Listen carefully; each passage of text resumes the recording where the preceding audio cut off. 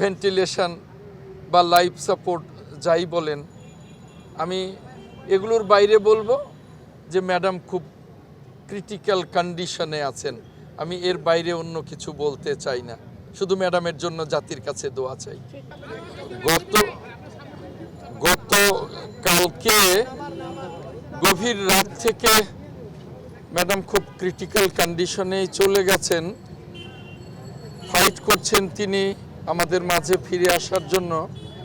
এখনো অবস্থা অত্যন্ত ক্রিটিক্যালি আছেন, এখনো বলবার মতো কোনো কন্ডিশনে এখনো উনি আসেন নাই।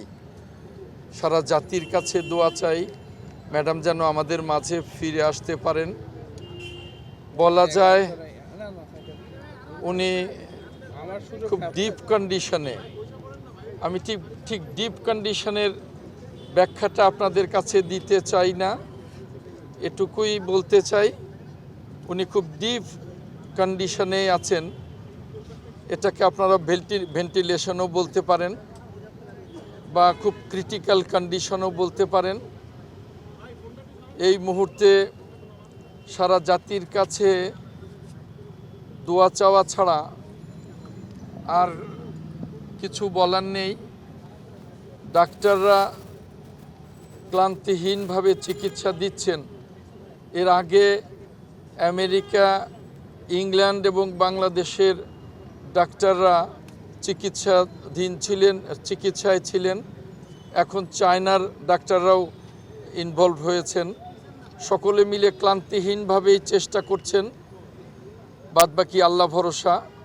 এই ক্রিটিক্যাল কন্ডিশন থেকে ম্যাডাম যেন আমাদের মাঝে পরিপূর্ণ সুস্থ হয়ে ফিরে আসতে পারেন, এটাই আল্লাহ রাব্বুল আলামিনের কাছে একমাত্র কামনা। ধন্যবাদ। আমি একটাই কথা বলবো,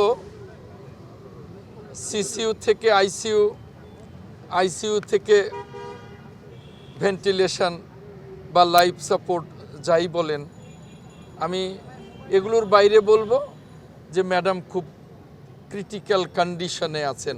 আমি এর বাইরে অন্য কিছু বলতে চাই না, শুধু ম্যাডামের জন্য জাতির কাছে দোয়া চাই। ধন্যবাদ।